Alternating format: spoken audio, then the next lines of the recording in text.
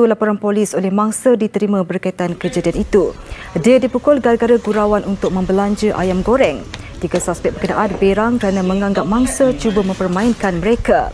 Kes disiasat di bawah Seksyen 506 dan 323 Kanun Kesesaan.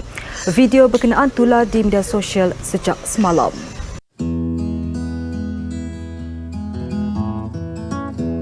Di sini saya akan jelaskan 4 ciri utama mangsa buli. Pertama adalah sifat yang menjurus bagaimana sifat itu menyebabkan kita dibuli. Contohnya anak manja, kita terlalu manja, terlalu menunjukkan sifat kita yang manja. Kadang-kadang orang tak suka, dia nampak kita ini lemah. Bila kita lemah, orang suka ambil kesempatan terhadap diri kita. Yang kedua adalah faktor sosioekonomi pun boleh menyebabkan kita menjadi mangsa buli. Sebagai contoh, dalam satu kelompok kumpulan pelajar, semua rata-rata sosioekonomiknya adalah sederhana. Tiba-tiba ada seorang individu ni datang dari sosioekonomi yang agak tinggi.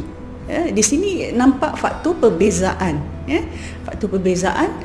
Jadi yang sederhana akan membuli yang kaya, yang lebih kaya. Itu adalah salah satu ciri-ciri mangsa buli yang kita dapati dari penyelidikan yang telah diadakan. Ketiganya adalah sikap. Sikap ni sebagai contoh, seseorang itu suka bersendirian. Dalam erti kata lain, dia tak campur orang lah. Dia suka bersendirian. Jadi bila pembuli ni ada, dia suka kacau lah. Orang yang suka menyendiri, maksudnya tak campur dengan orang lain. Di situ ada kelainan. Kenapa individu ni agaknya tidak mahu bercampur dengan pelajar lain? Jom kita usik dia. Macam tu puncanya. Lagi satu ciri-ciri mangsa buli adalah perwatakan. Perwatakan di sini lebih kepada sifat perlakuan. Sebagai contoh, seorang itu kelihatan lemah ataupun dia kelihatan pelik atau lain dari orang lain dari segi pakaian atau pembawaan diri.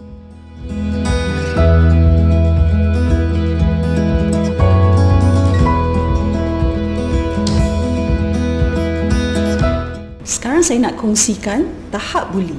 Buli boleh dibahagikan kepada 3 tahap.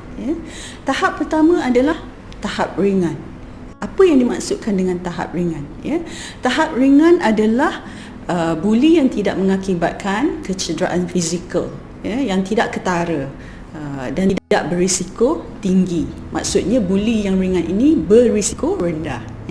Yang kedua adalah tahap buli sederhana. Apa yang dimaksudkan dengan sederhana adalah buli yang melibatkan sentuhan, serta melibatkan kecederaan di tahap sederhana. Yang ketiga adalah buli berat. Buli di tahap berat boleh dikategorikan sebagai jenayah juga. Di mana buli di tahap berat adalah buli yang berisiko tinggi. Contohnya melibatkan kecederaan, kecacatan kekal, atau kematian. Yang secara seriusnya adalah kematian. Macam kita tengok di akhbar-akhbar, di media, kebelakangan ini banyak kes buli yang melibatkan kematian.